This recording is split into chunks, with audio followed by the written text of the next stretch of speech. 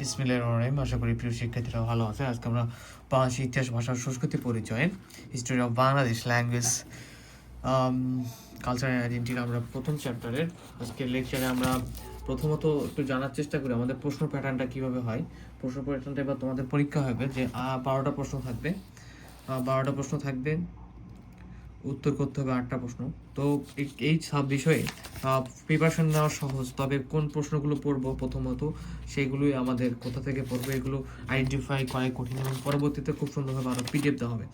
তো প্রথম যে প্রশ্নটা আজকে আমরা পড়বো সেটা হচ্ছে সব থেকে মানে ব্যাপারগুলো কি, যে তোমার দেখা যাবে যে তুমি পরীক্ষায় এগুলো প্রিপারেশন নিতে পারো, বাট একটা গাইডলাইনের প্রয়োজন হয়, এবং আমাদের সব সাবজেক্টের সঙ্গে এটা একটা ডিসকাউন্ট অফারও চলতেছে। দেখো, বঙ্গ বা বাঙালি বাংলাদেশের নামের উদ্ভব ব্যাখ্যা করো, এটা সংক্ষিপ্ত প্রশ্ন। দেখো, ধরো যে 12টা প্রশ্ন দেওয়া থাকবে, যেটা এখন পর্যন্ত নোটিশে বলা আছে। ধরো 8টা প্রশ্নের মধ্যে এরকম থাকলো, 1 নম্বরে দেখলো ক খ, এই দুইটা মিলে 1 নম্বর প্রশ্ন। তো কয়ে থাকবে ধরো যে এরকম একটা সংক্ষিপ্ত প্রশ্ন, ক্ষয়ে একটা সংক্ষিপ্ত প্রশ্ন বা বড় প্রশ্ন বা রচনামূলক প্রশ্ন থাকতে পারে। তো বা বাঙালি বাংলাদেশের নামের উদ্ভব ব্যাখ্যা করো। তো আমরা যদি এতটুকু দেই তাহলেই এই সংক্ষিপ্ত প্রশ্নের জন্য এনাফ। তো বলতেছে কি, বঙ্গ অত্যন্ত প্রাচীন জনপদ, সম্ভবত আর্য যুগের আগে বা শুরুতে বঙ্গ জাতি এই ভূখণ্ডের পূর্ব ও দক্ষিণ পূর্ব অঞ্চলের জনপদ রাষ্ট্র তৈরি করে। বঙ্গজাতি এই ভূখণ্ডের পূর্ব ও দক্ষিণ পূর্ব অঞ্চলে জনপদ রাষ্ট্র তৈরি করে। মহাভারত ও রামায়ণে শক্তিশালী বঙ্গরাজ্যের কথা উল্লেখ কোথায়? মহাভারত ও রামায়ণে। কুরুক্ষেত্রের যুদ্ধে বঙ্গরাজ বঙ্গসেনাদের অসীম সাহসের কথা বলা আছে। বর্তমান বাংলাদেশের মধ্যাঞ্চলে বঙ্গ জনপদ অবস্থিত ছিল। পশ্চিমে করতোয়া নদী, উত্তর পূর্বে ব্রহ্মপুত্র প্রবাহিত হয়েছে।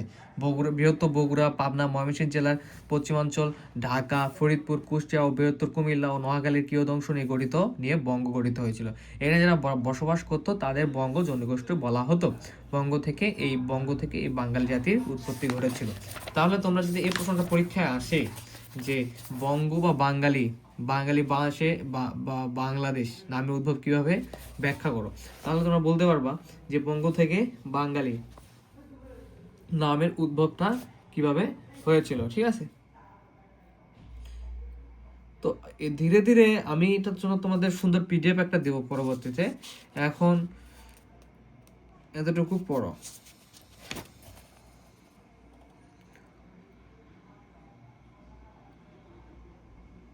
পরবর্তীতে আমাদের প্রশ্ন উত্তর সিস্টেমে সুন্দরভাবে থাকবে, সেগুলো আমি পিডিএফ দেব।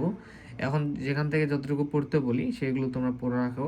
এখন বলছে প্রাচীন বাংলার হচ্ছে জনপদগুলোর পরিচয় দাও। তো প্রাচীন বাংলার জনপদ হচ্ছে রুন্ড, বরন্দ, গৌড়, রাঢ়, বঙ্গ, সমতট, হরিকেল, তাম্রলিপি, চন্দ্রদ্বীপ, কামরূপ। ঠিক আছে,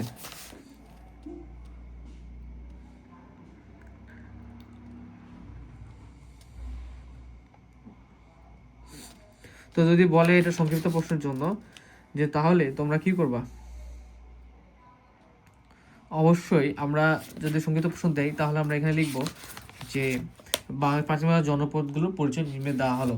জনপদের নাম পূর্ণ দিয়ে, এটি ছিল সংক্ষিপ্ত প্রশ্ন, যেহেতু সংক্ষিপ্ত অঞ্চল পরিচিতি এখানে দেওয়া, সেটি ছিল বাংলার প্রাচীনতম জনপদের মধ্যে অন্যতম।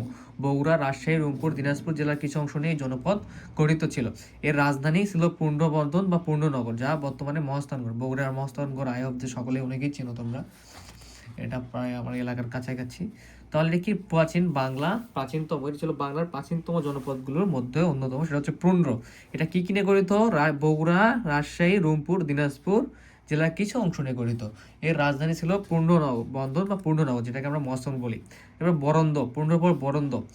আগে তোমরা জনপদের নামগুলো মুখস্থ করো: পুন্ড, বরন্দ, গৌড়, রাঢ়, বঙ্গ, সমতট, হরিকেল, তাম্রলিপি, চন্দ্রদ্বীপ, কামরূপ। এরপরে তোমরা একটা করে এরকম ব্যাখ্যা দিবা। বরন্দ, বর্ধনের কেন্দ্রস্থল হিসেবে পরিচিত ছিল। বরন্দ অঞ্চলটি মূলত বর্তমানে বগুড়া, রাজশাহী ও দিনাজপুর জেলার কিছু অংশ নিয়ে গঠিত ছিল। গৌড়, প্রাচীন বাংলার একটি গুরুত্বপূর্ণ জনপদ ছিল গৌড়। এর অবস্থান ছিল বর্তমানে পশ্চিমবঙ্গ রাজ্যের মালদহ, মুর্শিদাবাদ, বীরভূম জেলায়।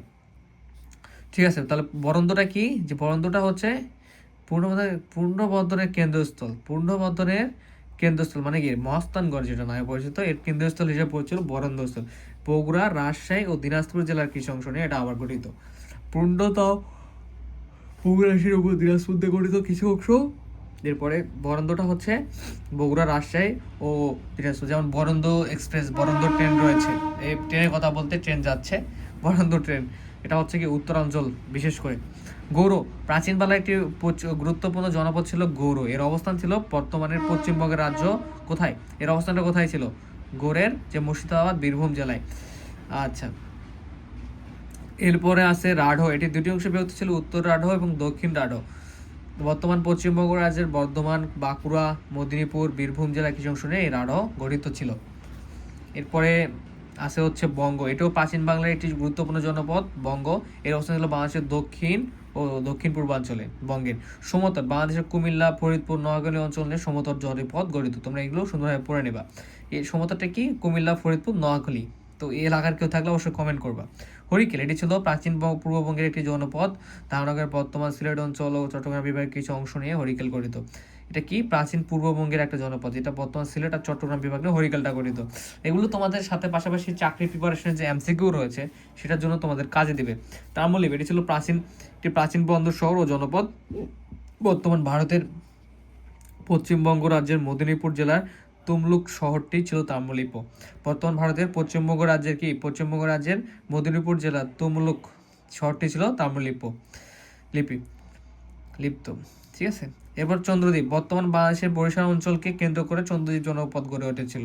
কোনটা এটা? এটা হচ্ছে বরিশাল অঞ্চলকে। কামরূপ, এটি মূলত আসাম রাজ্য তৎসংলগ্ন অঞ্চল নিয়ে গঠিত। এটি প্রাচীন বাংলার একটি সীমান্তবর্তী জনপদ ছিল। তো তোমরা এটা কি করবা? কারো যদি না থাকে এটা আমাকে বলবা, আমি পিডিএফটা দিয়ে দেবো। ঠিক আছে, এটা সুন্দরভাবে পড়ে নেবা। আমাদের কোন প্রশ্নের জন্য?